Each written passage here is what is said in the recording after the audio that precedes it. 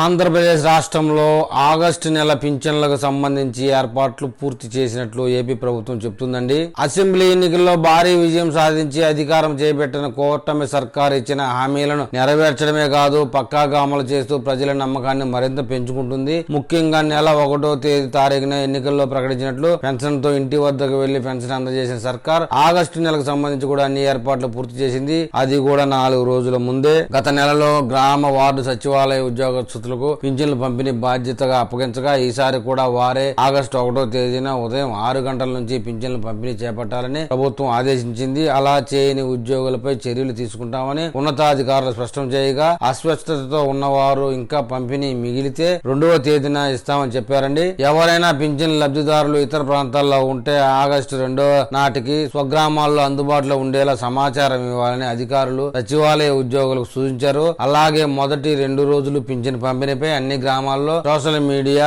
Beat of tom వేస్తున్నారండి. Social మీడియాలో బహిరంగ ప్రదేశాల్లో ఆడియో రికార్డింగ్ కూడా ప్లే చేయడం జరుగుతుంది. కొన్ని గ్రామాల్లో వాట్సాప్ ద్వారా విస్తృత ప్రచారం చేయాలని, ఈ సమాచారం ప్రతి పింఛన్దారుడికి చేరాలని సూచించారు ప్రభుత్వం వారు. ఈ పింఛన్ పంపిణీలో తెలుగుదేశం చేస్తున్నటువంటి సచివాలయ ఉద్యోగుల ద్వారా పంపిణీ విషయం గతంలో వాలంటీర్ల ఇంటింటికి పోయి ఇచ్చిన దాంతో సమానంగానే ఎక్కడా అసౌకర్యం లేకుండా ఉన్నట్టు చెప్తున్నారు. మరి దీని విషయమై పింఛన్దారులు ఏమైనా సౌకర్యాలు అసౌకర్యాలు ఉన్నా ఈ వీడియో కింద కామెంట్ రూపంలో తెలియజేయగలరని కోరుకుంటున్నాను.